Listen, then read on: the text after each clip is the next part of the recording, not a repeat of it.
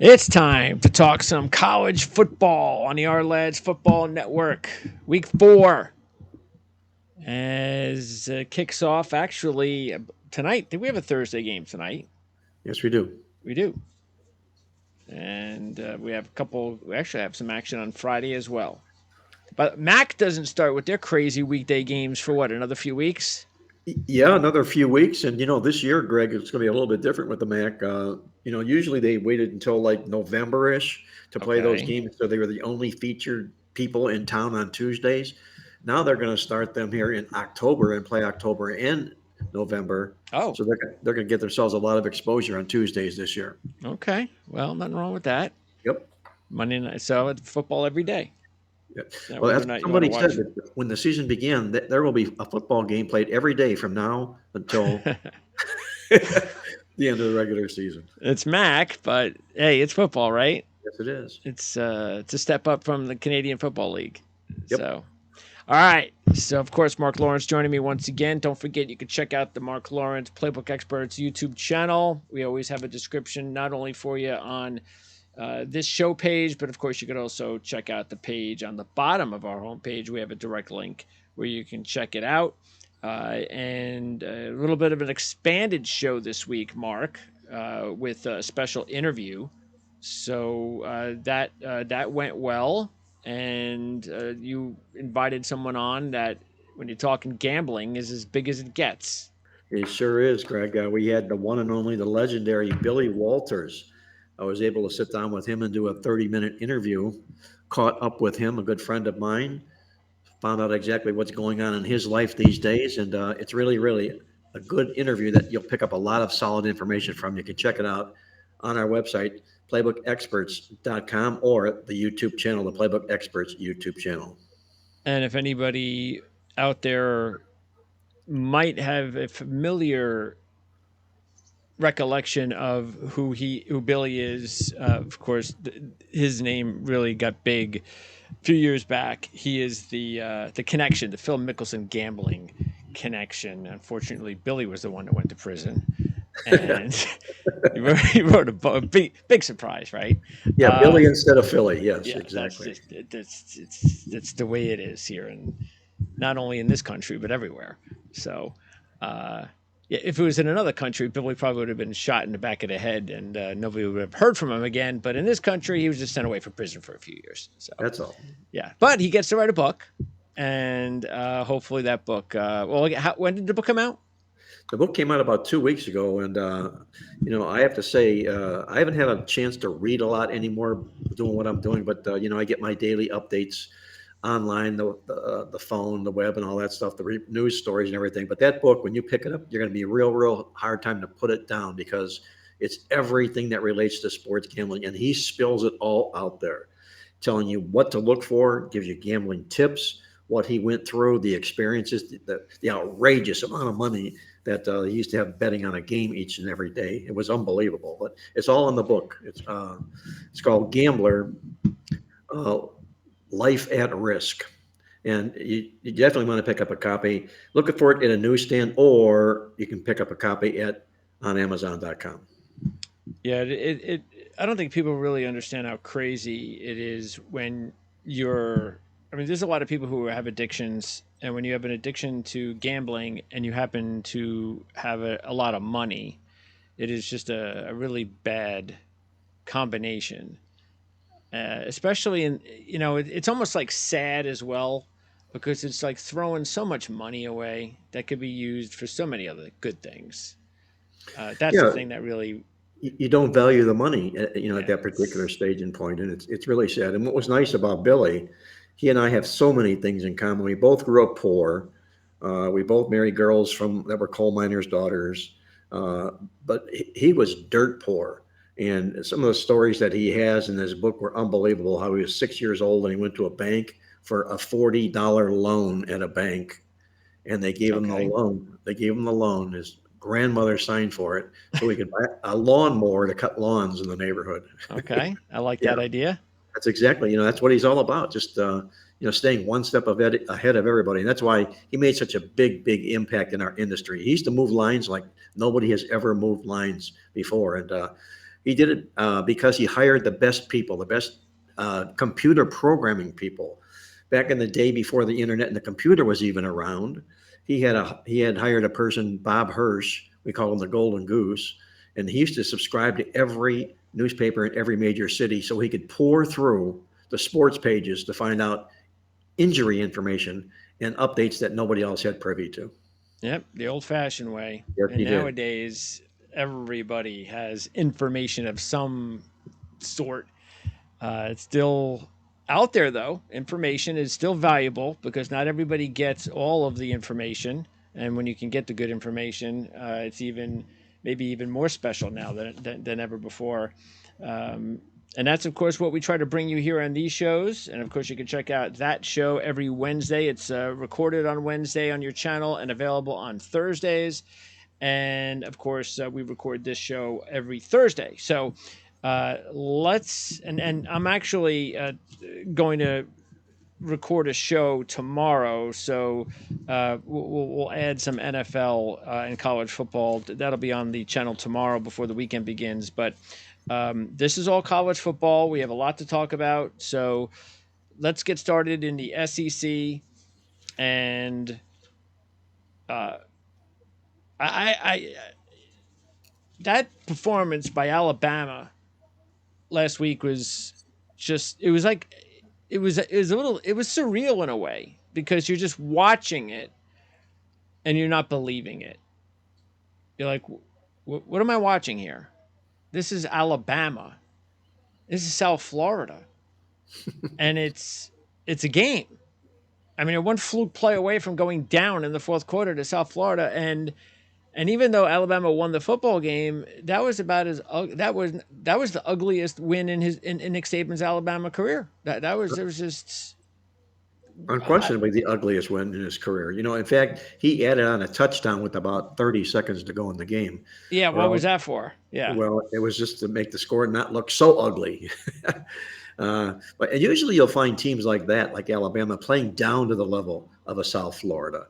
But they weren't, it's not like they were coasting or riding high and had reasons to play down. They were struggling going into that football game, and they struggled even worse in the football game. I'm going to be interested to see how they play and respond this week against Ole Miss. Yeah. I mean, man, if I'm an Ole Miss fan, I'm going, hey, man, if we can't beat Alabama this year, we stink. I mean, come on. I mean, this is their chance. So we'll see. Alabama, I think, still at 40-1 to win the national championship. So if you're still a believer, you can get those odds. We'll go into the futures in just a little bit. And I felt even more positive about LSU. We talked about them, speaking of futures, because I believe they're still. I might as well pop them up. I believe they were still. They're 30-1. I think they might be down from 35-1. So they're still at excellent. They just blitzed Mississippi State, and I'm like, all right, well, this is exactly what we were talking about. Is now watch out. Because they're 30-1, and if they just go on a run, they could end up winning the division, not losing a game the rest of the season, playing potentially Georgia for the SEC championship game, and put themselves in a great position. By that point, they would be like 10-1, or maybe even 8-1, or who knows. Now Alabama, they didn't do that last week, but this would be the week. The question is, if they beat Ole Miss, I guess it's going to depend how big they beat them. I can't imagine they're just going to beat them up. But if they let's just say they beat Mississippi by 2 or 3 touchdowns, and they're 40-1 this week.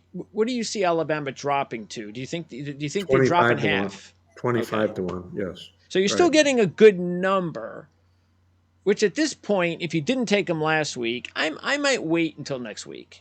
Just let's see what they do at Ole Miss, because I'm still getting a good number, because I don't want to throw away my investment if they lose to Ole Miss and then forget it. It's all over.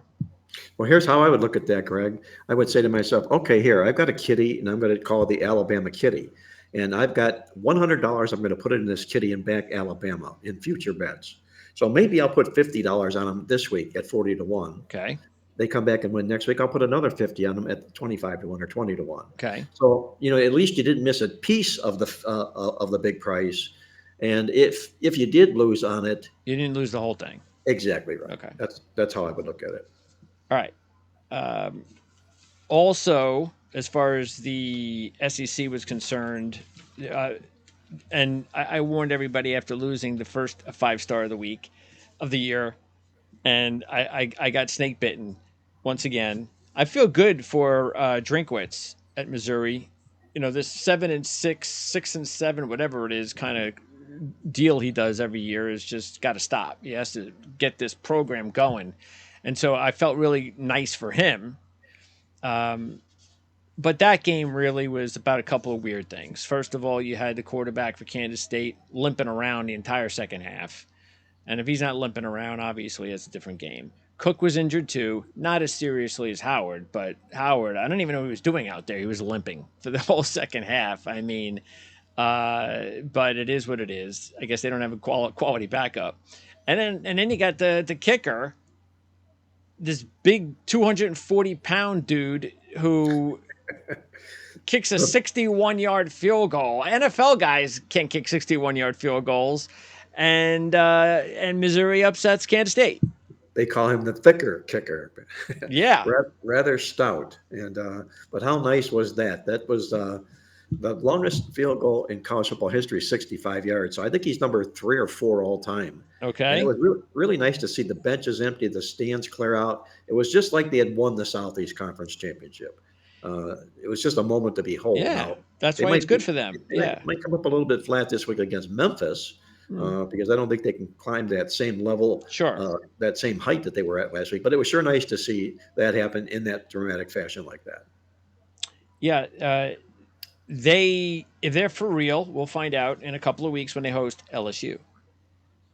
That's when we'll find out how for real they are, because they're like one of those almost teams, like they almost beat, sort of like South Carolina, until South Carolina won those last couple of games last year, which was awesome to see. But these teams in the SEC, Ole Miss one of them, they just almost, they play those big guys tough, but they weren't able to win it, those kind of deals. But it was nice. So Missouri isn't there yet because Kansas State is not Alabama or Georgia, but let's see. They got a quality quarterback, as I mentioned, Cook, who was banged up a little bit. They've got some players, they've got some talent. Now they've got a very important win. They can't screw that up, that momentum against Memphis, because then it's just back to where they are. Matter of fact, I was looking at one of the trends, and this is exactly Missouri. 0-10 against the spread is a favorite off an upset. There you go. And what an upset that was. I mean, Yeah. yep. Now, I will say this. I'm still taking them. And the reason is because in this doohickey, the playbook guide, which is available still, of course, it's not too late to order the guide. There are 4 trends that 5, excuse me, that work against Memphis that is nearly as bad. So because of that, and I was already liking Missouri, I was like, all right, well, that's a really bad one, but I've got 5 others that say that Memphis, this is a bad spot for Memphis, and really 2 of them that make a lot of sense is with the coach. Silverfield is just not good in this spot. 2-8 as a road dog, and 0-6 on the road when they take on a team coming off a win. I mean, that's pretty bad, and I'm not even mention the other 3. So by the way, it's a neutral site game. It's in St. Louis, and it's only 6 points. I mean, we're not talking like 8 or 10 or. So I'm kind of taking Missouri, but yeah, I do want to. It's not a big bet because I'm wary of that 0-10 number, which makes sense, all things considered. They're kids and they had a lot of fun, and it was unexpected, so you don't know how they're going to react. I'll tell you how I look at those trends, Greg. I'll look at them like this. I'll handicap the game, feel in my initial handicap, that there's a letdown for Missouri here, and this could be a nice spot for Memphis. And then I will look at those trends, and I will settle on the 0-10 stat and move forward with that. I'm not going to worry about the other ones with that. I know that I got a team in a letdown, and I got a team with an 0-10 stat behind it, and that's good enough for me. Moving on with some more of Let those. me give you one more thing here. Sure. Are you move out of this conference or move on into the SEC? No, we're still here. Okay, because what I've done here, and I will share with everybody, is out of my database. All the games that have been played thus far this 2023 season, I put in my database, and I'm going to share with everybody the best or the worst stat that the conferences have For each accrued conference? for each conference, right? All right. Yeah, let's before you get into that, then Sure. some other quick notes. Arkansas LSU this week. By the way, the running back for Arkansas hasn't been playing the last few weeks, and that's an important. And we don't know if he's playing this week, so that's pretty important. But how about this note? The last 3 games, the last 3 years, I believe, LSU and Arkansas have played. The deciding number in that game has been 3 in each game. So LSU won two by 3, and Arkansas won 1 by 3 in overtime Yep. at LSU. By the way, the last time they played at LSU. But this is a 17-point spread. Those spreads were 3, 3, and 1. This is 17. Yeah, this is a huge number for a pretty good football team in Arkansas. And that running back's not the most talented player in that team. Their quarterback is. KJ Jefferson. Yep. Yes, and he's behind center here. I think this is a real nice spot for Arkansas here. Generous amount of points. Good It is. situation. I'm a sorry? little bit. The one thing I'm concerned about is the fact that Brian Kelly, and I know it's only 1 year, but he is 3-0 straight up and against the spread as a home favorite so far. So far, yep, So with far. this team. Right. So we'll see if that continues or not. But it is a big number, 17. It's a lot of points. Back-to-back blowouts in the SEC, they don't happen very often against quality teams. I mean, Arkansas, Mississippi State, these are quality teams. So, okay. Also, there are a few others of note. You have Kentucky at Vanderbilt, and I just wanted to mention this because Vanderbilt is 4-19 against the spread in their last 23 as a home dog. That's just bad. Yeah, that's real bad. What it is they can go outside the conference and be competitive, but when they're inside the conference, they're not.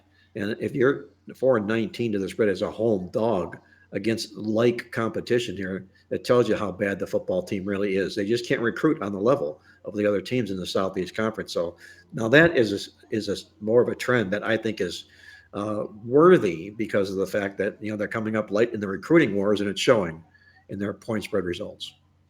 Vandy 1-2 straight up, but 3-0 against the spread the last 3 years versus Kentucky. The one win was last year, and I had this as one of my double-digit upsets last year during that week. They were 17-point dog. Vandy beat him outright. And if you look at it, you would think, okay, well, maybe Vandy's a good play here, but I told you how they are at home. Throw in the fact that Kentucky has beaten Vandy the last 3 times on the road by 17 or more. So for whatever reason, Kentucky seems to have their way with Vandy when they're on the road as opposed to at home. So that happens. And by the way, they have a pretty talented running back, Ray Davis. So keep an eye on that kid. Like him, like what I see so far. So we'll keep an eye on that player. And Devin Leary, don't forget the quarterback, the transfer from NC State. And Kentucky's just a quiet 3-0. So Stoops. I like how you said that, quiet 3-0. That's exactly what they are. Nobody's raving about them, lauding them, but here they are 3-0 again. And Stoops has done such a great job there.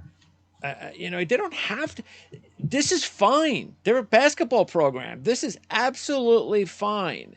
I mean, I can imagine he's just going to coach there until he retires. I see no other, because he's not a big name guy. Nobody's going to ask him to go to a program outside the SEC. I mean, where are you going to go? It's the SEC. So, and in Kentucky, they're never going to get rid of this guy. Why would they? So unless something happens, I can imagine he's going to be there for another maybe 10 or 15 years, and he's going to retire. The only school that I could see him going to, and there's a little bit of logic and justification behind this, would be Oklahoma. And one, to fill the shoes of his brother, who was really highly successful there. But two, the Stoops brothers were born in Ashtabula, Ohio, which is not far from Kentucky. So it's not like he's across the country coaching with us, away from family and friends and things like that. So if he continues to keep doing good things, I think there's going to be a lure for people that are going to want to reel him in. And if Oklahoma trips up, they haven't so far, but if they trip up, that could be a short-lived coaching experiment for Oklahoma. Well, he would have to see. The problem is unless in the next year or two they get rid of the divisions, which is possible, but they're never gonna win the division with Georgia in there and Florida. They're just not. So I guess the best they can hope for is, I don't know, they just have like a season where they maybe they lose two games, one of them happens to be to Georgia or something like that, and then you parlay that to a better job. But the other thing is he's not a sexy name, and so No. even though he's got the Stoops name at Oklahoma, that would be it would be okay. Excellent career record at Kentucky, has an incredible season nobody expected. Whether somehow, who knows, maybe Georgia's top three quarterbacks go down for the year and Kentucky winds up winning the division, which you never know, could happen in the next 3 years or so. And then, okay, all right, still a lot to ask for. And but yeah, that does make the most sense if you are looking for a spot outside of Kentucky. And then taking a look this year, after being 3-0, they're going to be hosting Florida and then going to Georgia in back-to-back weeks, and that comes up starting next week. So we'll be talking a lot more seriously about Kentucky soon. Texas San Antonio is at Tennessee. Big spread, 20. Unfortunately, this has not been the Texas San Antonio team that we've seen the last few years. And they've been pretty sloppy with the ball. And that's a big deal because they're a 14-0 team when they win the turnover battle on the Jeff Traylor. And they haven't been good this year. They've turned the ball over 5 times, and they've gotten the ball 0. Not Wow. one turnover they've created on their own. Now, Frank Harris was out last week. Actually got banged up. Didn't play. 36 starts. That streak snapped. And the sophomore, Eddie Lee Marburger, got the start. Now, they lost to Army. Mild upset. But it wasn't Marburger's fault. He threw for 239 yards and 3 touchdowns. That's a nice start for sure. Yeah, so it looks like they got a nice little quarterback to follow Frank Harris when he leaves. Yep. Nobody knows if Frank Harris is going to play, but this Roadrunner team has covered 11 of the last 14 as a road dog. So we'll see. And by the way, Dorian Clark, who is a really high-end talent receiver, he had an ACL injury last year towards the end of the season, mid-season.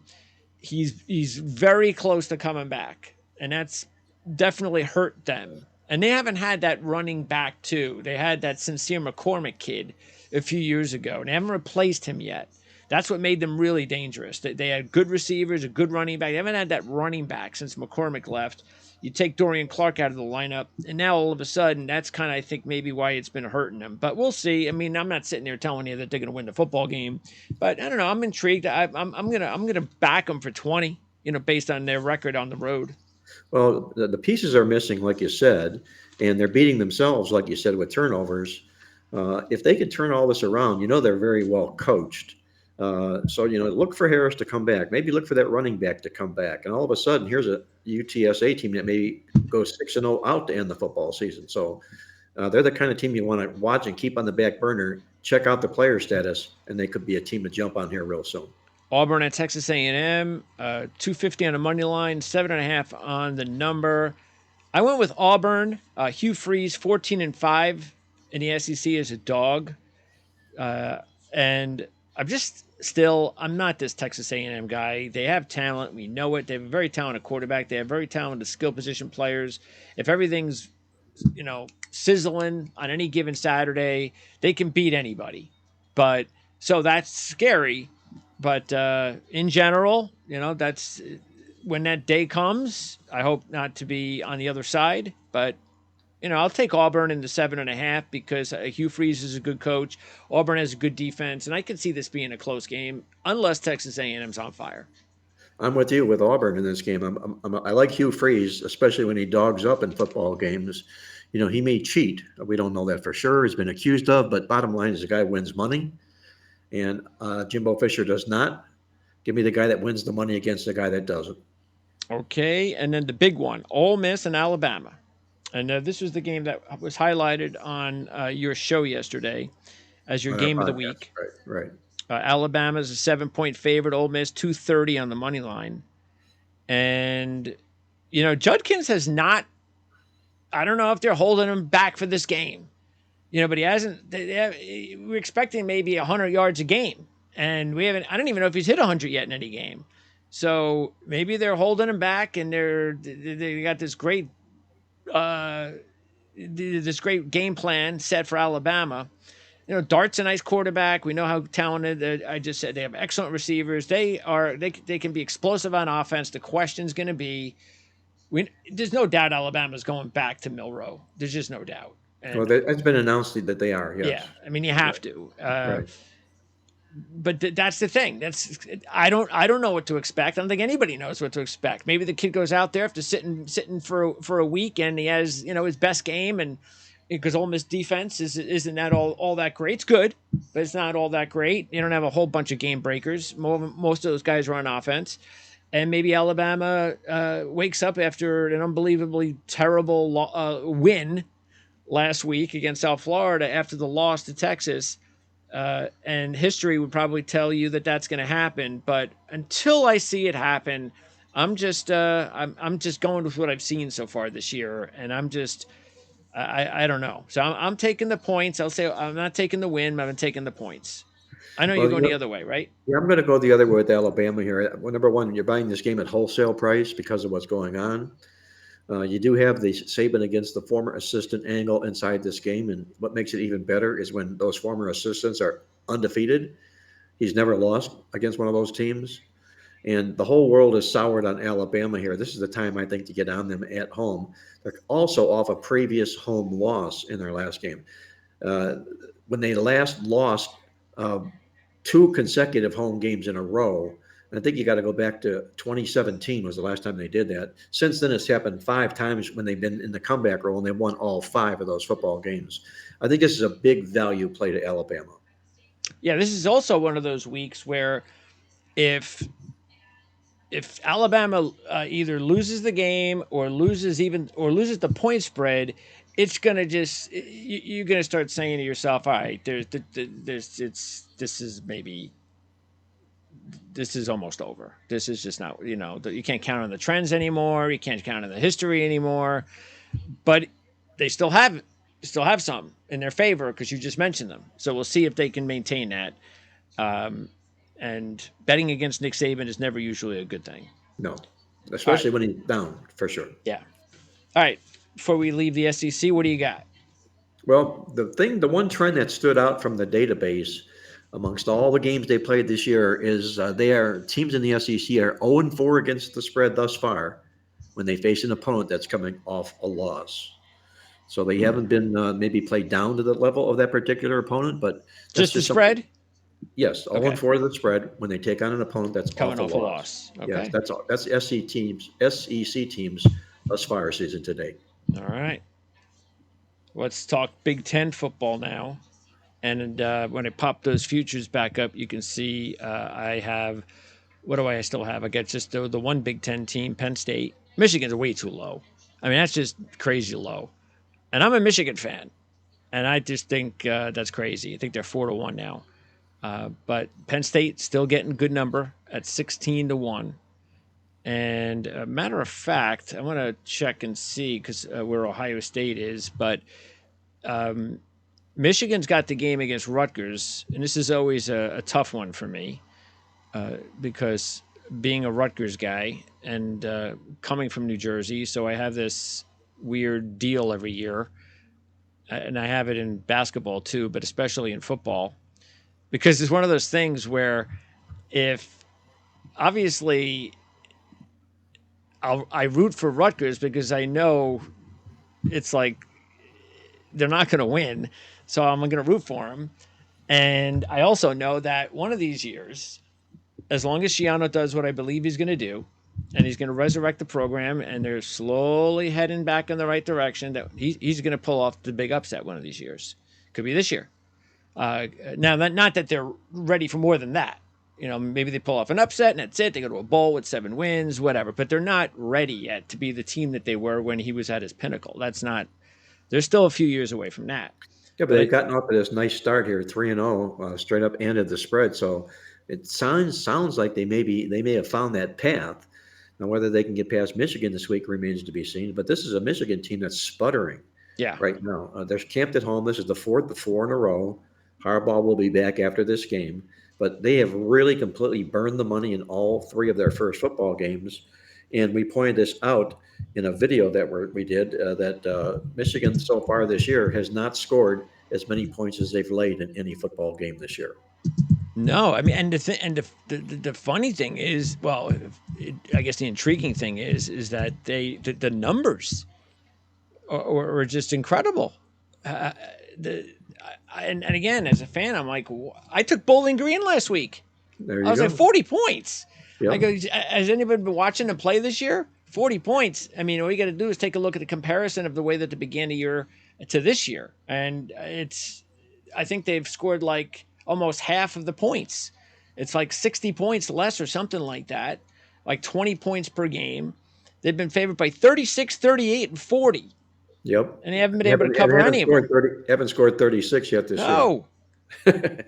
So, yeah, that's what I feel. And throw in the fact that this is, if Rutgers is going to either pull off an upset or just cover a spread against the big three, this is the team that they've had the most success with.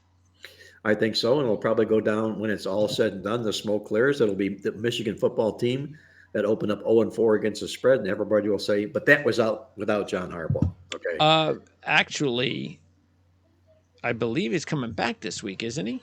I think he's serving a 4-game suspension, is what I recall. Okay. He's back after, so 4 games would have spelled out the first 4 games of the homestand. I could be wrong on that. No, what happened was there was I think what happened was the number originally out there was 4.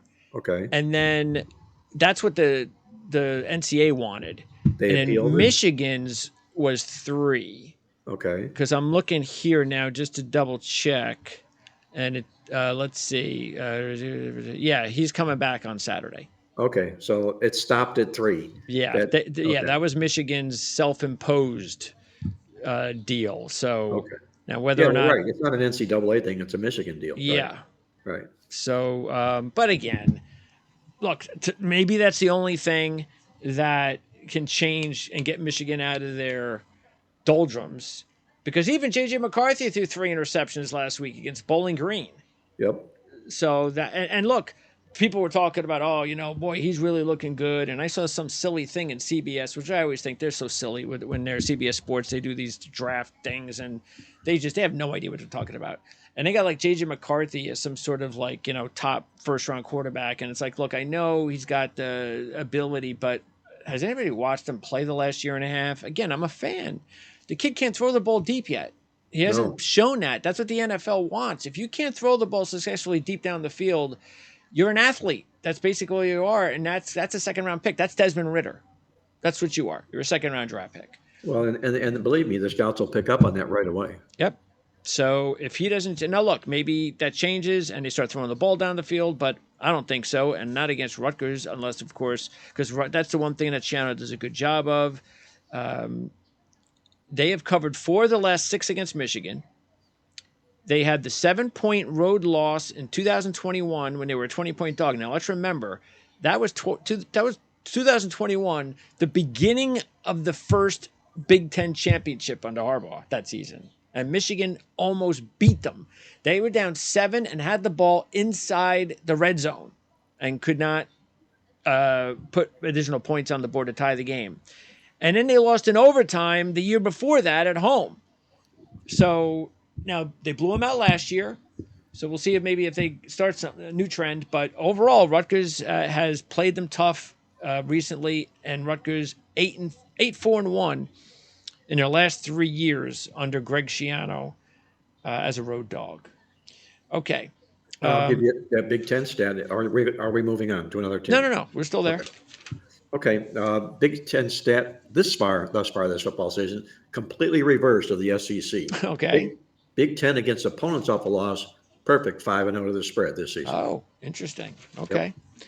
Well, there really isn't a whole lot else going on in the Big Ten except for one other big game, and that's the Penn State-Iowa game, because Wisconsin's beaten Purdue 16 straight. And I kind of side with Penn State here. I know they're not pretty and they haven't looked pretty so far this year, but I still think they're, again, we talked about having them as a futures team. They're 10-3-1 in their last 14 as a home favorite, including 1-0 this year when they covered against West Virginia. And Iowa's dealing with some injury issues as well. Tight end out for the year. They got some running back depth issues. Their number one guy's out. And that's not good for a team that is still, you could say what you want about the points, which effectively the contract is working in the favor of Ferentz' kid, but the yards aren't. So, I mean, they should have put something in there for total yards because they're not putting a lot of yardage down offensively. And I think Penn State's defense will probably put a whipping on them. And I expect them to win and cover the game. Well, this is what Franklin does best is roast teams that he can roast. And I don't like him as a head coach, but he does have some talent there, and I'm not going to step in front of him this week. Now, this is not a Big Ten game, but this is a Big Ten team against an independent, and this is probably, I would say, this is the big game of the week. This is the one that everybody's going to want to take a look at because you have two historical great teams, Ohio State and Notre Dame, and there are a few reasons why I like Notre Dame in this one. And I was glad to see that some of the trends kind of worked in my favor as well, because Ohio State is just 3-8-1 in their last 12 as a road favorite. I did a little bit more homework when I realized that they were a 3-point favorite because I'm like, I don't remember the last time Ohio State was a 3-point favorite. So I looked and they've been a single-digit favorite just a few times the last few years, and they've won just one of those, and they have not covered any of them. They were a short favorite against Utah in the Rose Bowl, but didn't cover. And then the other two were against Michigan, and they lost both of them. So that has not been a good spot recently for them. They beat Notre Dame last year, but that was a game that actually Notre Dame probably felt pretty good about because that was C.J. Stroud, and they held him to 21 points. That was a really good job as a 17-point favorite. Notre Dame is 5-1 straight up and against the spread as a home dog in their last 6. 5-1 straight up and against the spread. Yes. Nice. See, you like stats like that with good football teams. And I'll put a little whipped cream on all this. I'm going to jump to the independent conference this year. And the one outstanding thing that the independent teams have done this year is when they've had revenge, like Notre Dame does against Ohio State, 4-0 to the spread this year, independent teams. Awesome. I like it. Yep. And the other one that seals it for me is I have been and will continue to be a Sam Hartman fan. And I am too. You hear all the things about, well, he's not big enough, and he doesn't have the golden arm, and this and that, and we're not even sure he's going to be a day 2 draft pick. And I'm like, I don't know what people are talking about. I mean, I get it, I know how the scouts are, but this is a really good quarterback, and I loved his decision to go to Notre Dame because this is exactly what he is going to need to do to prove to everybody that he is the real deal. You can say all you want about intangible stuff that doesn't work in his favor, but if he can go out there and continue to perform the way he has so far this season against a team and a program like Ohio State on the national stage, I think that's going to change a lot of minds. This is the reason he went to Notre Dame, for this type of situation. Ohio State doesn't have C.J. Stroud. They don't have Justin Fields. They've got a young kid, Kyle McCord, who hasn't looked all that great so far. He's been okay, but nothing compared to what we're used to at Ohio State. And they got incredible receiver talent, as we know. But you know what Notre Dame has? Probably the 2 best corner tandem in the entire country. This is going to be a scout's dream. You got Hart and Morrison, the 2 corners for Notre Dame, to go up against. You got Harrison, you got Ibuka. I mean, you even have Stover at tight end, Flem. I mean, this is going to be a really great matchup. It's a must-win football, or must-watch football game, I should say. It's a preview of the college football playoff. That's what it really possibly could end up being. And, I'm going to throw this out there about Sam Hartman. I think Brock Purdy and what he's done with San Francisco has kind of dissed all that physical stature stuff in the National Football League and thrown it right out the window. If you're Drew Brees, you're Brock Purdy, if you're accurate, you're a leader, you're a team leader, and your team respects and wants to play for you, that's what I would look for when I'm recruiting a quarterback. And the other thing, and which is what Sam Hartman has, experience. Yes, he does. Just like Brock Purdy, been in college a long time, not one Yep. of these 1-2 year guys. They're so talented, they got to run to the NFL, but then all of a sudden they get there and they got no experience. Yep. Sam Hartman has loads of experience. That's going to serve him well immediately wherever he goes at the next level. But first things first, he's got to take care of business. And you know what? If they can take care of business against Ohio State, just imagine what kind of game it's going to be when USC comes to Notre Dame next month. Oh my, yeah. Because I'm gonna pop up the Heisman numbers, and if you last week I think Hartman, when we talked about it, he was like 16-1, I believe. He's now down to 10-1. I think he's down to 10-1 because I think people are putting money on him now because they know if he has a big week this week, that's going further down. Well, he'll be 5-0 with a big feather in his cap, so it has to go down. There's no question.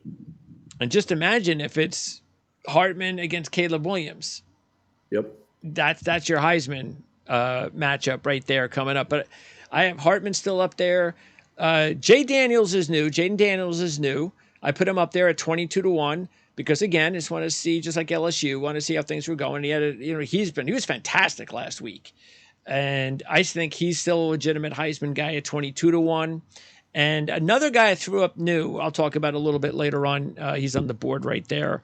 But let's continue now. Let's go outside the Big Ten and talk about the ACC. And you got another huge game between Florida State and Clemson. And here's one of these situations, Mark, where you have one program that has dominated the other, but the other is the favorite. And the other is the favorite at the team that's dominated its home ballpark. So that's the reason why I've stayed away from this game, because I think most people would agree from what we've seen this year, that Florida State looks like the better team. Well, right now, maybe arguably so. They are, but I think by season's end, I think it's going to be the other way around. You've got a lot of pedigree here in Clemson here, and you've got a Dabo Swinney, a head coach here, who's really much, much better the head coach in this football game, who the last 14 times Clemson has been at home against an undefeated opponent. They beat all 14 of those football teams. This is a Clemson football team that's struggling to get back to the top of the hill where they've lived before in the past. The trend that works inside this game this season out of the database, ACC teams, home teams this year, overall are 11-5 to the spread. ACC road teams this year are 1-11 to the spread this year. Wow. Yep. That's ugly. Yes, it is. And Florida State played ugly last week. They were sure looking ahead with the Boston College game, and they survived. But now they're 2.5-point favorite. Clemson 5-0, straight up and against the spread their last 5 against the Seminoles, and yet they are getting 2.5 points at home. So yeah, that's I'm staying away from it because I would pick normally Clemson in this spot, and if I was going to take the game, I would take Clemson. But that's kind of why I'm staying away, because like I said, I'm still going to say Florida State's a better team, but yeah, I mean, they have to prove it, and they haven't done it against this team. People thought maybe last year was the year, and I remember taking Clemson last year because of the fact that I forget what the line was. I remember it was smaller than I thought it should have been. Let's see, it was 4. And I remember talking about the same thing. Oh, yeah, they only have to get 4 points. They've dominated this team. Remember, that was last year's Florida State team early enough in the season where they hadn't done anything. And then sure enough, Clemson just bullied them away in the second half and went away. Now, whether or not they can continue to do that, this is what sooner or later, if you're gonna if you're Florida State and you want to be that guy at the mountaintop, you've got to knock off the top team, and maybe they'll finally get it done on Saturday. But I'm not going to put my money behind it. I just produced today, Greg. It's our statistical newsletter. It's called the Midweek Alert. Sort of what we call it the racing form of football newsletters. And you look at it like you would a racing form, and you look at and you see the stats of every football team they played and how they progressed game by game by game by game, and you put them side by side with the opponent. And you get to be November. It's a really, really wonderful tool. Well, if you take a look at the stats and how they performed thus far this football season here, Clemson owns the better stats coming into this football game. Interesting. Yes. I don't think anybody would know that. No. All right. Also in the ACC, there's a few other games to mention. North Carolina is at Pitt, and everybody's wondering what's going on with Pitt because they have just not looked good. Djokovic, the quarterback that came over from Boston College, talented kid, reunited with Frank Signetti, the offensive coordinator, when he had a big season there at Boston College. That hasn't gone well. When you look further, you look more closely and you realize, well, they lost their 1,400-yard running back. They lost their 1,000-yard receiver. They lost their number one first-team middle linebacker, and they lost several guys along the defensive line, including first-round draft pick. So that's a lot of talent for Pittsburgh to lose and just expect that they're going to be okay. And so far they have not. Their offense has really just been bad to watch. Djokovic has hit on 46% of his passes. That's just really bad.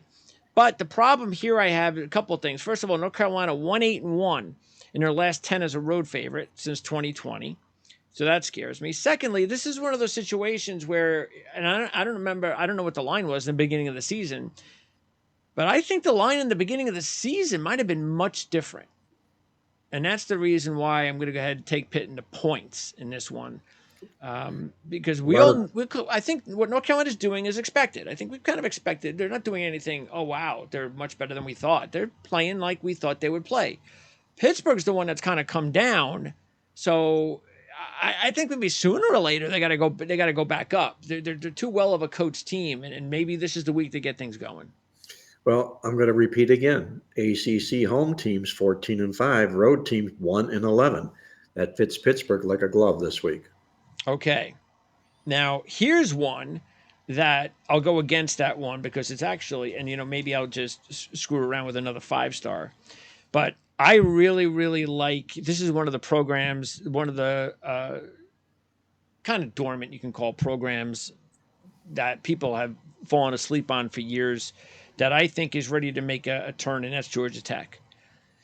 And I agree. I really like what Brent Key's been doing there. And he's another one of these offensive line turned head coaches that is starting to have success. And if you look at it, there's just a lot to like. I mean, they outgained Louisville and led 28-13 at the half before blowing that in that one. They only trailed Ole Miss last week on the road 24-17 in the fourth quarter. Brent Key was the head coach, of course, last year. They had 4 upset wins last year, including North Carolina, Pitt, and Duke. Those were all quality ACC football teams. And they bring in Buster Faulkner, the Georgia offensive analyst, to be the new offensive coordinator.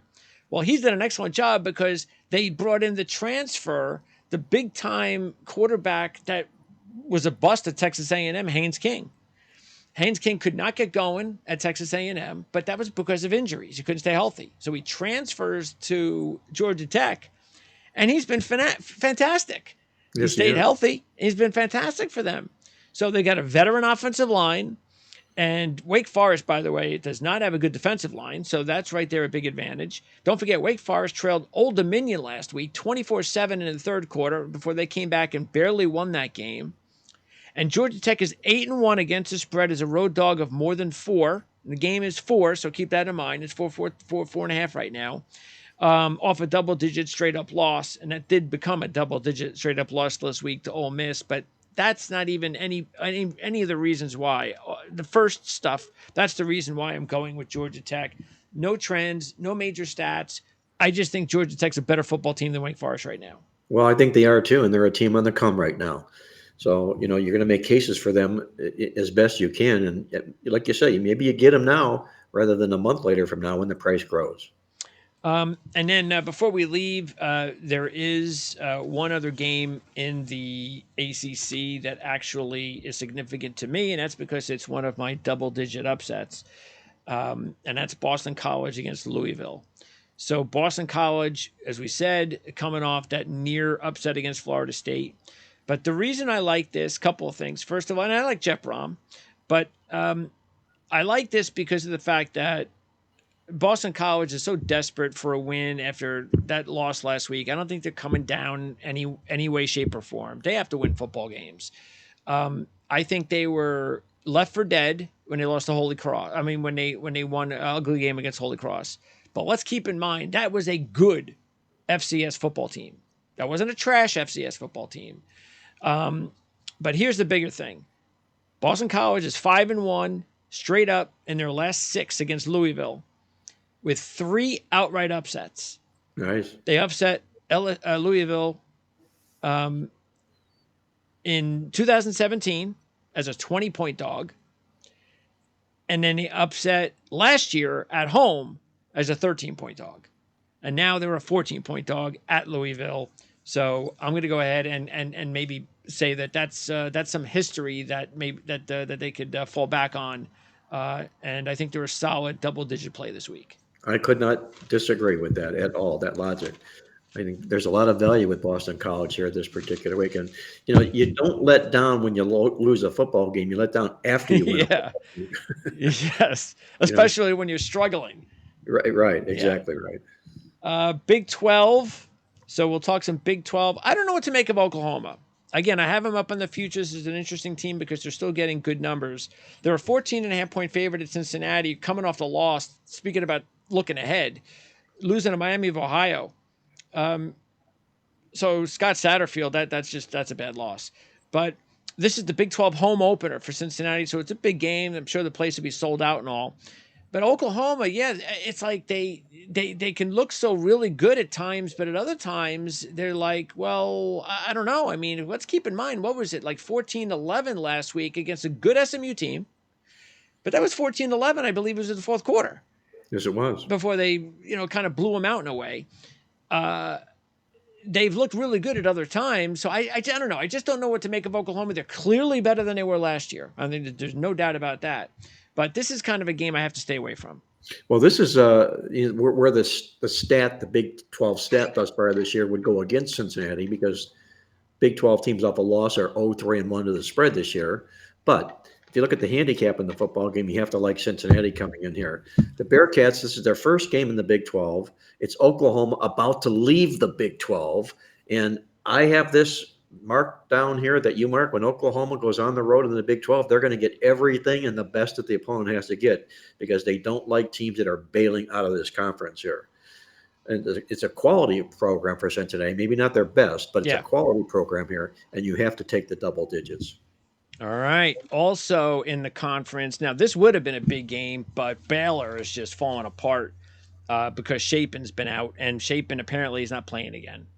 And that could be an ugly game. But Baylor has covered all 4 since 2021 as a home dog, and they covered against Utah this year. So that's kind of why I'm staying away. It's a lot of points, too. It's 15 points. Baylor is still a quality program. I'm not sure what's happened to them this year. I think the big deal is without question, the quarterback.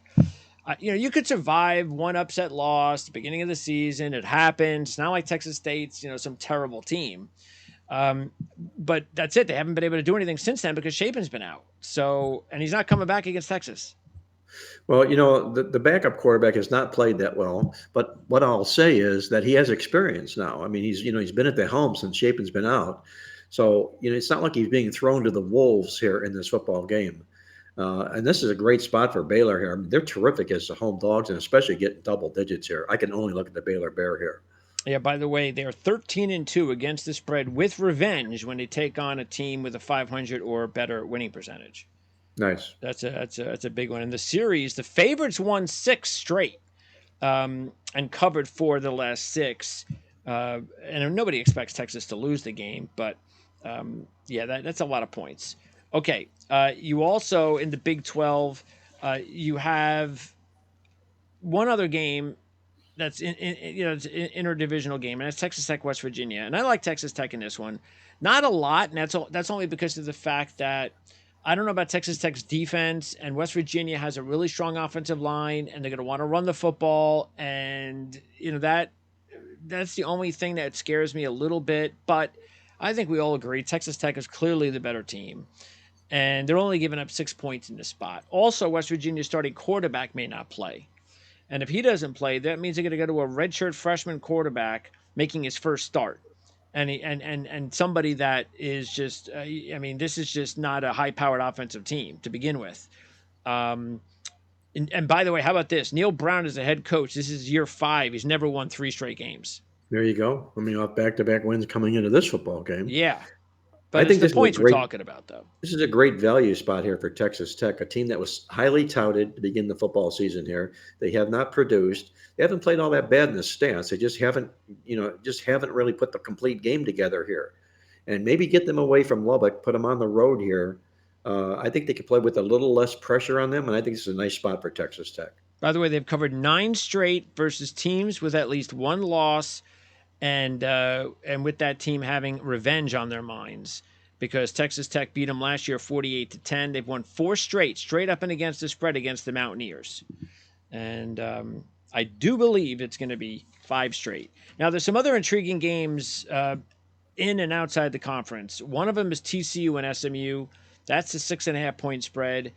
It was interesting because Sonny Dykes was coach of SMU, and they upset TCU, and then he gets the job at TCU the next year, and then they go ahead and they beat SMU. So now it's year 3 of that deal. But this is the interesting stat in this rivalry. The visitor in the series has covered 8 straight.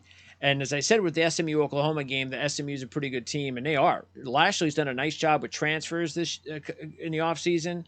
And I could see this being a very close game again, which is why I'll go ahead and take the dog in this one as well. I like it, the dog here as well too. The Alphabet Bowl, if you'll call it here, and oftentimes it was said that if you just use the alphabet to predict the winner of this football game, and you could use only one letter in the alphabet, doing so, it would be U, take the points. Oh, okay. Sure. The dog has been good in this series here. Yes. And I wouldn't disagree here this year either. I think the points look generous. Okay. Another interesting game is Kansas and BYU. Actually, this is an interconference game. This is BYU's Big 12 opener. Yes, it is. But it's on the road, and it's against Kansas. I was a little bit surprised to see the line as big as it was. It's kind of come down a little bit. But I can understand it because a couple things. First of all, I think they're now catching on to what we've been saying for the past year or so, and that's Lance Leipold at home. And he is now 27-10-1 against the spread at home as an FBS head coach, and 8-0 against the spread all time as an FBS home team coach when the team is favored by more than 7. So they're 8.5 in this spot. Throw in the fact that BYU is coming off that just grueling, crazy, nutty Saturday night game against Arkansas. Exactly. And they have got to be kind of worn out a little bit. Kalani Sitake, though, is pretty good in this spot. 18-7 as dogs of 12 or less. And BYU 7-1 in their last 8 against Big 12 teams. We'll see how that goes now as a Big 12 member. But you know how we are with Kansas and Lance Leipold, and I'm just going to go ahead and take Kansas again in this spot. By the way, next week, Kansas will be at Texas. How about that? That's a football game where I've got to get my upset tools out because I'll be looking long and hard to make a call for the upset. I think it's a huge coaching mismatch in that football game. And then another new Big 12 rivalry maybe is UCF in their Big 12 opener at Kansas State. Now, this is all about the quarterback injuries because Plumlee has been out, and it doesn't look like he's playing. Now, Howard may play, but nobody knows. They have no idea. So you got to look at it as, Kansas State under Chris Kleiman, 10-4 as a home favorite. UCF 2-6 in their last 8 as a road dog. The line has dropped to 4. I'm kind of surprised by that with Plumlee looking like he's not playing. But nobody knows what Kansas State's going to look like if Howard doesn't play. Well, they put up some really, really solid stats this year, Kansas State has. And if you like the coach, you like the team. Remember, Will Howard come off the bench last year and worked himself into the starting position late stages of the season last year and opened up, obviously, as a starting quarterback this year. So there's always another quarterback at Kansas State, So I would only look at Kansas State in the football game. All right. Now, in the Pac-12, nobody is going to watch that USC-Arizona State game. That should be on the Pac-12 network, by the way. Put that on that network. Yeah, you want to take USC a couple of games this year? Here's your game: USC and Arizona State. So anyway, but as far as some of the good games, and there are some good games in the Pac-12. But we'll start with the biggest one, and that's UCLA and Utah. That's right, not Colorado and Oregon. UCLA and Utah is really the biggest one. And look, Utah is a 4.5 point favorite in this one. I'm going to pop back up on the board, my futures updated, and you're going to see a couple things. You see right there at the bottom, my future updated, and then you're going to take a look at the Heisman and the player at the bottom. It's the same team, it's the same quarterback. It's Dante Moore, 90-1 to win the Heisman, and UCLA 100-1 to win the championship. Do I think this is going to happen? Not likely, but I just am very intrigued by this UCLA team because they have. I think because we see this a lot in college football when you kind of dismiss a certain program when their star quarterback leaves and they're not able to get over the hump and win the big ones to get to this and that, and then the next year when everybody's forgetting about them, all of a sudden things start working their way. And I think that's what's going on here. I think this Dante Moore kid has got the ability to be a really fantastic player. And if he has a really good game here and can actually beat Utah on the road with how tough that's going to be for a freshman, then people are going to start taking 100% notice. Now, again, it's going to be tough for him to do it, but that's why the numbers are 90-1, because those are the chances that probably not going to, but I think that there's a chance he could do it. And that's why I think it's a good enough chance to maybe make some of those moves. Plus, we don't know about Cam Rising yet. Maybe he plays. Maybe he doesn't. Maybe this is the game that they've been holding him out for. Also, Keithy, the tight end, same thing. When is he going to play? Are they holding him out for this? Same thing with the receiver, the kid Valet. He's a really good player. Is he going to play this week? So it's like they have all these guys that nobody knows when they're playing. They keep saying he's going to play. Maybe Whittingham's saving them all for this game and the Pac-12 games. But until it happens, throw in the fact that, like I said, UCLA is still kind of under the radar. I think this could be a really fun game to watch. Well, I'll give you my stat out of the Pac-12 this year, which would support UCLA in the football game. But although I'm not going to be there, the Pac-12 has done an admirable job thus far this football season. 30-6 overall. Okay, wow. 30-6. On the road, 9-1-1 to the spread. The Pac-12 has been. Yes. Even better.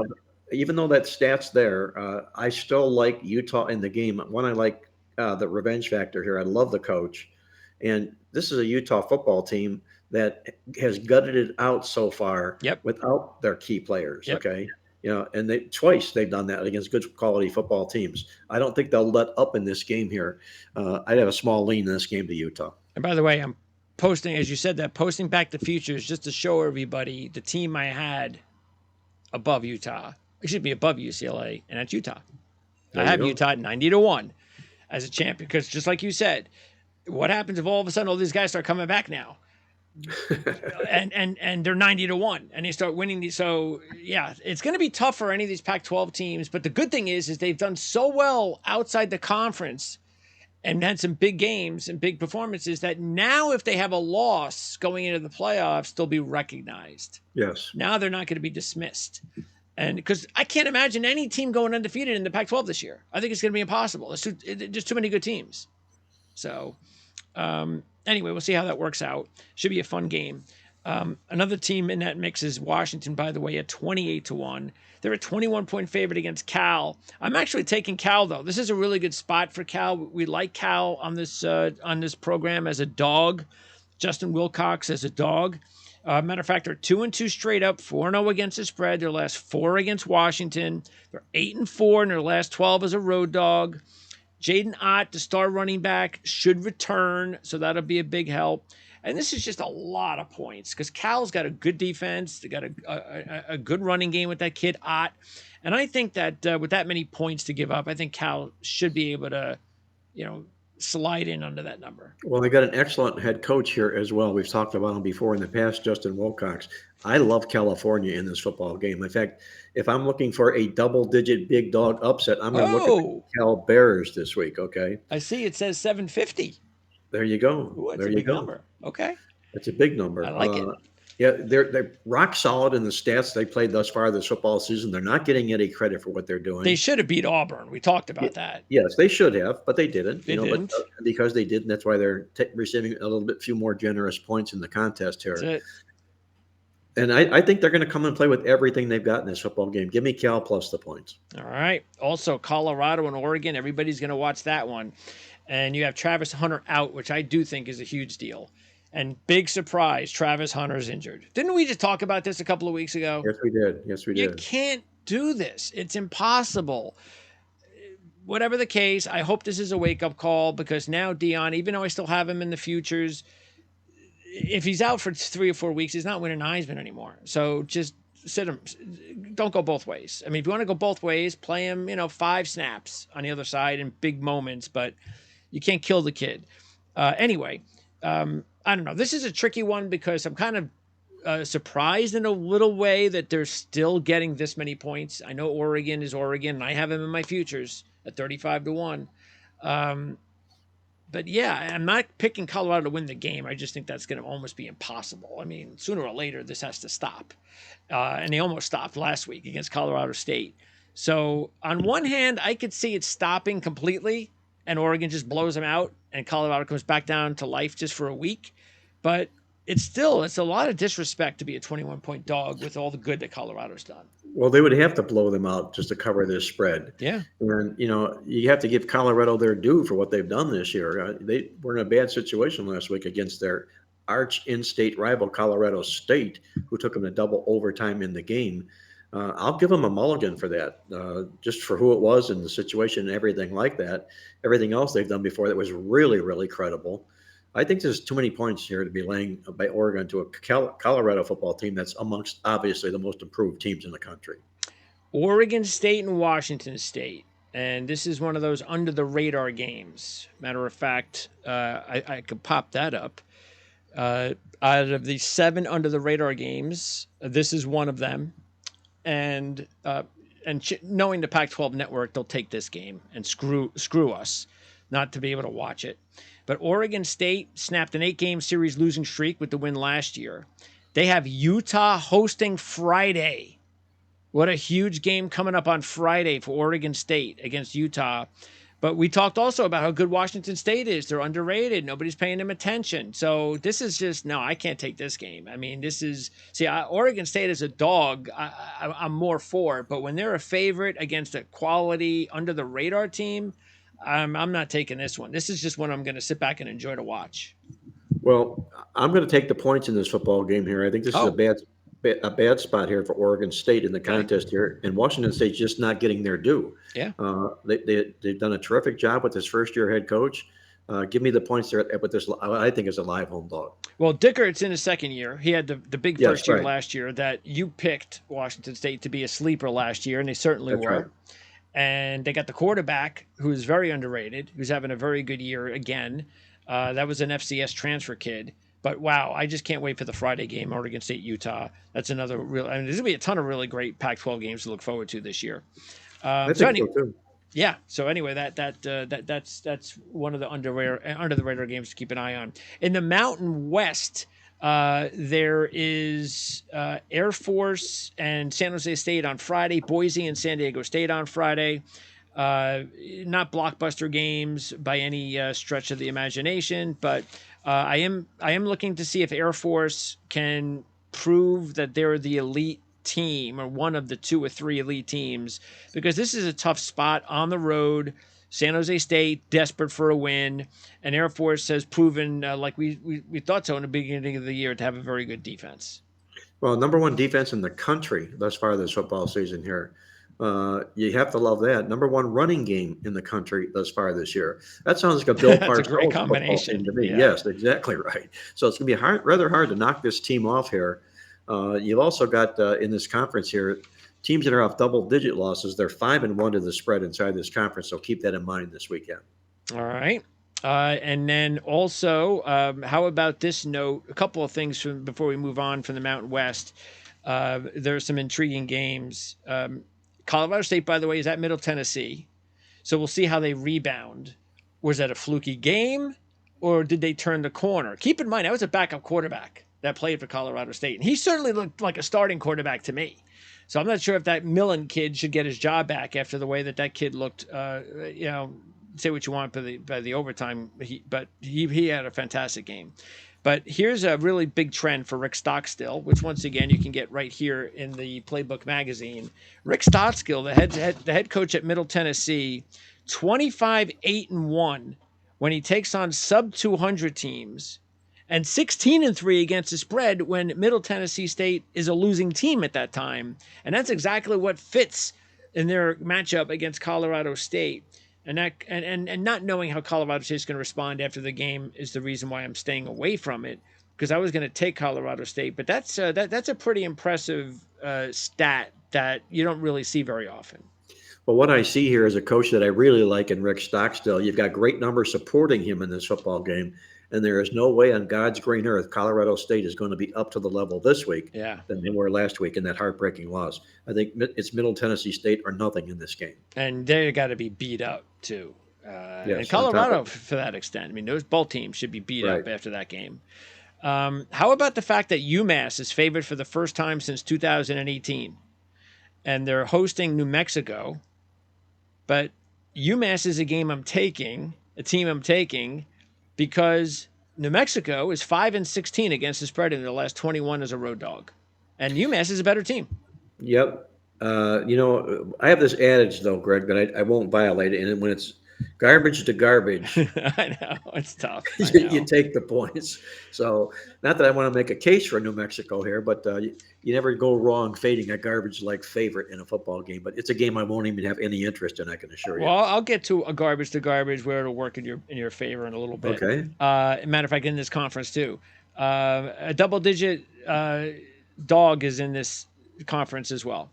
1 in, 1 out, and that's Texas State from the conference from the Sun Belt, and Nevada from the Mountain West, of course. But I'm taking Nevada as one of my double-digit teams at 6-1 as an underdog. I think they're at the spot because they lost to Idaho, who, by the way, is a pretty good FCS team. But they had a tough loss last week to Kansas, and we all know how good Kansas is, and they played really well in that football game. Texas State, meanwhile, last year, at Nevada, I believe it was week 1, they were a 2-point favorite in that game. And I remember looking at that spread the first week and going, how is that even possible? How is Texas State a favorite? Texas State? How are they a favorite at Nevada? Well, that was a good concern because Nevada won 38-14. Yes. Now, Texas State's much better this year. Different players, different head coach. But now they're a 17-point favorite at home. I'm like, no way. Come on. This is still a Mountain West Conference team we're talking about. So, I'm rolling the dice on the upset here. That's what I call the 98-pound weakling favorite. It's a guy that couldn't lift 98 pounds, and now all of a sudden they're asking him to lift 198 pounds. It just doesn't happen. You don't ask bad teams to lay 17 points in football games. Yeah. And again, we'll see. I think Texas State's a different program this year, different team this year, but it's still asking an awful lot for them to be giving 17 to a Mountain West. Again, they were predicted to be a bottom level Sun Belt team, and this is Mountain West Conference, so we'll see. Okay, now James Madison's a 6-point favorite at Utah State. Got to really like what James Madison's doing in the second year of the FBS. I think they're a quality team. I like that one. Utah State 2-9, last 11 as a home dog. And then UNLV at UTEP's another interesting game, not because of UTEP, but because of UNLV. I don't know if you watched it last week, but that was one of the best end of the games that we've seen in college football this year, which was the Vanderbilt UNLV game. It went back and forth. It looked like UNLV was going to win. Then Vanderbilt had opportunity to win. They missed a chippy field goal.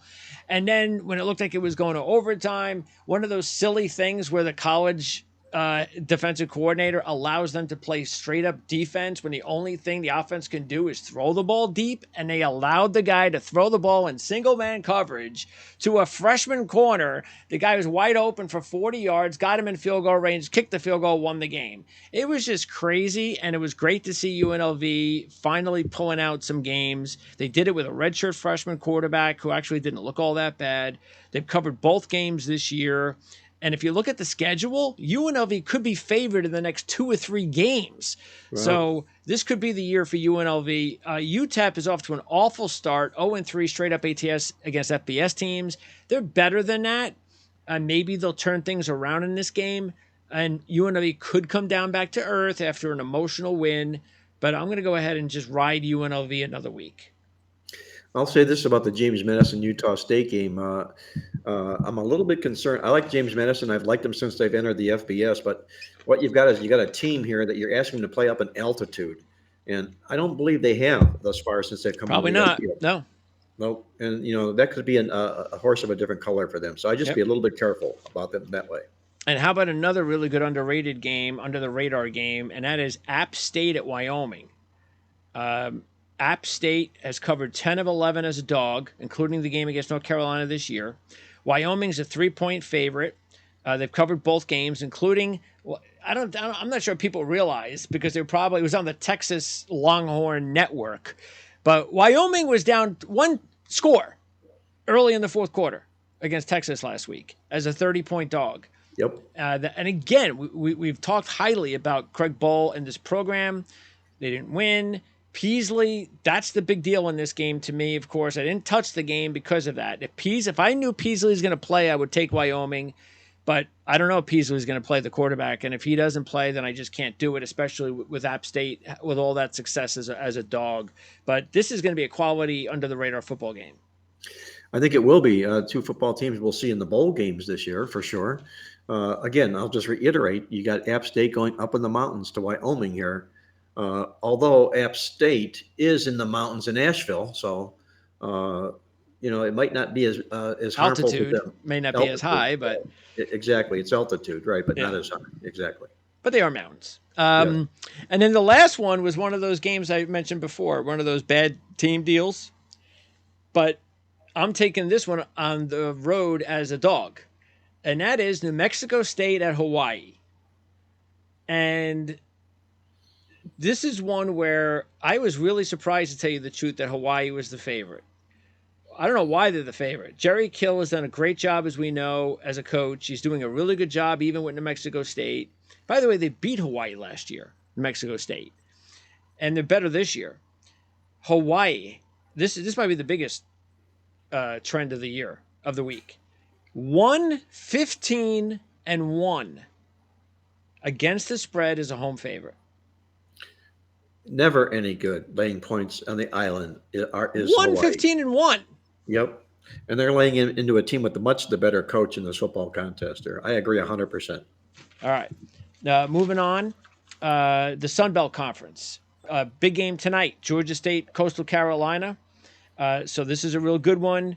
I'm actually taking Georgia State in the game. They've won 3 straight at Coastal, 2 of them as dogs. Coastal might be the better team. They definitely have the better quarterback. But Georgia State is 3-0 for the first time in over a decade. That's as far as your book went. So I was like, wait a second. I mean, I was looking to see how many times they were 3-0. Well, didn't see it. It's gone. So that's how long it's been. But Elliott, the coach at Georgia State, has done a really good job with that program. And I think that's going to be a really good football game tonight. Well, I think the way we wrapped it up in our newsletter is that Georgia State checks the box of being a mission team. They were a losing record last year after having been a bowl team 3 years in a row. You always get good efforts from teams like that, especially as underdogs when there's revenge involved in the game. All right. Also in the Sun Belt, or you can say one team from the Sun Belt. This is the last one before we move on to the next conference, and that is Buffalo at Lafayette. Louisiana won last week. I think it was against UAB, and Buffalo is now 0-3 to start the season, and including a loss to an FCS team. It hasn't looked good, but I think Buffalo is better than this. I just really do. They got a quarterback that threw for over 3,000 yards last year. They're going to get out of this, and Lafayette looks like they might be without their starting quarterback again. Didn't miss him last week. The redshirt freshman came in and did a pretty good job. But if the redshirt freshman has to think about it all week, and then Buffalo gets to prepare for him, it's a lot different, as we know. So I think this is a single-digit upset. I'm taking Buffalo as a 3-1 dog to win the game. Garbage to garbage, take the points. Okay. And I agree. This is a Buffalo team that's winless, but shouldn't be, and I don't think they will be after this game either. All right. In the AAC, uh, Rice is at South Florida. I just want to mention this game because I've spoken highly for Bloomgren, head coach at Rice, and this is finally the year I've been waiting for. They're having a really good season so far. They upset Houston. They're only a 2-point favorite in this one, and this is all because what happened last week with Alabama. That's it. I mean, I have no idea what the spread was going in. I'm assuming it was probably 5, 6, 7 or something, but now it's 2. And I just can't see South Florida. I don't know what it was. I don't know what happened last week, but maybe they're going to be a whole lot better than we thought. And this is the beginning. What we saw last week was just the beginning. But Rice is a better football team right now, and I only have to give up 2 points. So we'll keep an eye on South Florida though after that performance last week, of course. Well, after that last week, it made them perhaps feel like they're a little bit overconfident here. Could be. But yeah, but I think Rice is a better football team than people give them credit for. I just want to bring in this one trend for this Tulsa Northern Illinois game. Tulsa 13-2 against the spread. Their last 15 is road dogs, while Northern Illinois is 1-8 against the spread. Their last 9 is home favorites. So, taking Tulsa and Fits the 4. like a glove, right? Yeah, can't. By the way, Sam Houston at Houston is an interesting matchup. You have this FCS team now an FBS program. You get two universities within an hour apart, and everybody would think, well, this is crazy. How's Houston only a 12-point favorite? Well, Houston has not looked very good so far this year, and they have lost the total yards in all 3 games. They're just 1-2 on the season. And while Sam Houston has just the worst offense in the FBS, they're dead last. They've got the 12th ranked defense. Their defense, they got elite linebackers. They are a very good defense. They lost to BYU 14-0, and they lost to Air Force 13-3. That's just weird scores, especially in today's day and age of college football. And Sam Houston has covered 11 straight games as dogs, because they were an FCS team, and you can still bet on the FCS, including 6 outright upsets. So I'm not going to tell them to upset the game, but they might be an intriguing dog considering everything I just talked about. And by the way, Houston just 1-8 against the spread. Their last 9 is a home favorite. Well, I think the magic combination here is worst offense, rock solid defense spells unders in football games. And I don't know what the total in this contest is, but I don't see a lot of points in the game. No, probably not. Moving on over to was there a stat in the AAC did you have, or is that only for the Power 5? 4-11 to the spread, home teams in the AAC so far this year. Oh, okay. So it's good for Sam Houston. Eastern Michigan at Jacksonville State. Jacksonville State, their first ever matchup against a MAC team. It's the FBS home opener for Jacksonville State. So that's a big deal. It's homecoming too. But don't forget, Eastern Michigan, 27-8 as a road dog in their last 35. So that's going to be a nice little matchup there. And how about this one? This might be the best MAC matchup of the weekend. You got Ohio at Bowling Green. And we know basically Ohio has had a really good start to the season. They had an ugly defensive battle against Iowa State last week and beat them. So they're off to a great start. And if you look, and their defense, of course, has been really solid. Bowling Green, though, and I've talked highly about this program. I think they're on the rise. They're not there yet, but they're getting there. They've had a nice little start to the season. They had a gutsy loss at Liberty. They had that gutsy loss last week at Michigan. So this is going to be one of my other double-digit upsets. Maybe Ohio comes down a little bit from the Big 12 win at home. And I need to see one of these 2 quarterbacks playing now, either Blazik or Orth. If one of those 2 guys plays, I like Bowling Green. If they don't, I would say, hold on to your money because the 3rd-string quarterback is pretty bad. But, it's a lot of points, 13. But Ohio's had a really nice start to the season. Because of that, and the fact that they're off that win over a Big 12 team, I would bank on a letdown here. from this football program here. I would take the points with you with Bowling Green. And anything from the MAC? Teams that have revenge so far this season, only three of them they played with revenge. They're a perfect 3-0 to the spread. You have to go through the obviously the schedule to see who's got the revenge in the games. But so far, teams with revenge, MAC conference, 3-0 to the spread this year. All right. Well, I know Ohio beat Bowling Green last year. So there you go. Again, it's not an upset, but it is, at least if you're interested in the points. And the last game from Conference USA, the only game we're going to mention there is Liberty at Florida International. And another really good under-the-radar game. Remember a few weeks ago we talked about the kid Keone Jenkins? Yep. From Miami High School, Miami Central, I believe it was. And he has looked better each week. He's thrown for an average of 289 yards the last 3 games. And he's also rushed for a touchdown. And these are Conference USA rivals for the first time. Liberty in the Conference USA. Yep. And you got to also look at Liberty. Jamie Shadwell did such a great job at Coastal Carolina, and just because Hugh Freeze left, that nothing's changed. I mean, Jamie Shadwell has done a fantastic job at Liberty. They've got a very good quarterback in Caden Salter. So I think this is a really good matchup. Mike McIntyre, we know what a great rebuilding coach he is. It's a 10-point spread. I decided to just go with FIU as one of my top picks, as opposed to taking that straight up money line. But I think either can happen. I think this could be a really fun game to watch.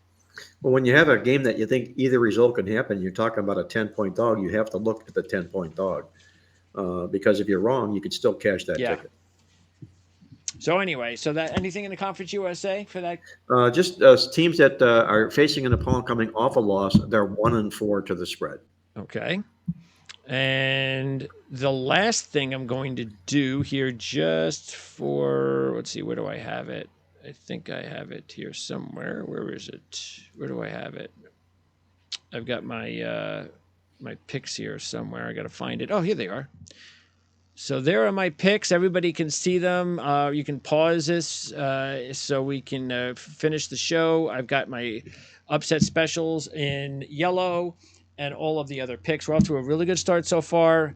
We're over $1,100 plus 27-16 on the season. So very happy with the start so far with everything except the 5 stars.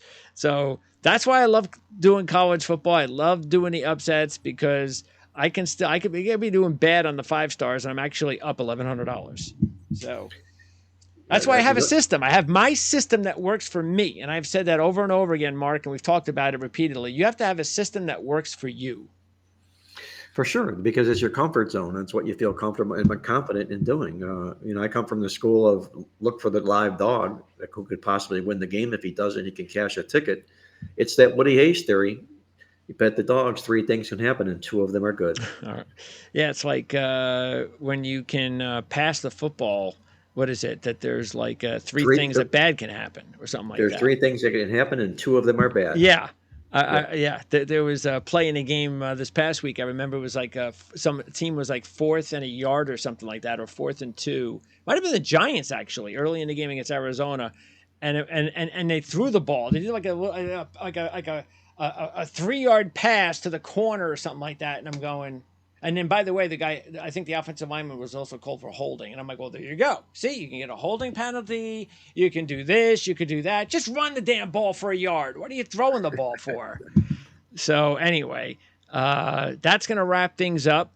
And you want to keep an eye also on not only we talked about the show that's available on the Playbook Experts YouTube channel, but also, Mark, you're going to have a pick. You're going to have a free pick video that's going to come out a little bit later on that we're going to record in just a little bit, correct? Yeah, on Saturday's game, we're going to take a good, generous amount of points here. I don't know if we're going to win the game, but we're going to at least come up with a real strong effort. All right, sounds good. Now I'm going to ask you, before the very last thing, the 2 questions that I ask you each week. Out of those under-the-radar games, if you had only one game to watch this week, which one's going to be? Of your list of under-the-radar games, I would say the game that I would watch would probably be Oregon State, Washington State. I think these are 2 bowl teams here. You've got an undefeated home underdog in Washington State that's geeked up for the football game. That would get my interest. Yeah, and it'll probably be on the Pac-12 network. Yep. And then finally, the double-digit upsets. So I have 3 of them. So you have to choose one of them. I have Boston College, Bowling Green, and Nevada. I'll do the BGs against Ohio University. I think it's a good spot for them in this football game. Wow. Okay. So not the BCs, but the BGs. The BGs, the Bowling Greens. Bowling of the world. Greens. Yes. Okay. Yes. Very Yes. interesting. I'm kind of surprised you went that way. Okay. Very good. It was close to the BCs, but we went BG. Okay. All right. So we're out of here. Mark, I appreciate your time as always and your extra time as always. And can't wait to talk more college football next week. Hey, we'll look forward to doing it again next week. Best of luck this week, Greg. Be well.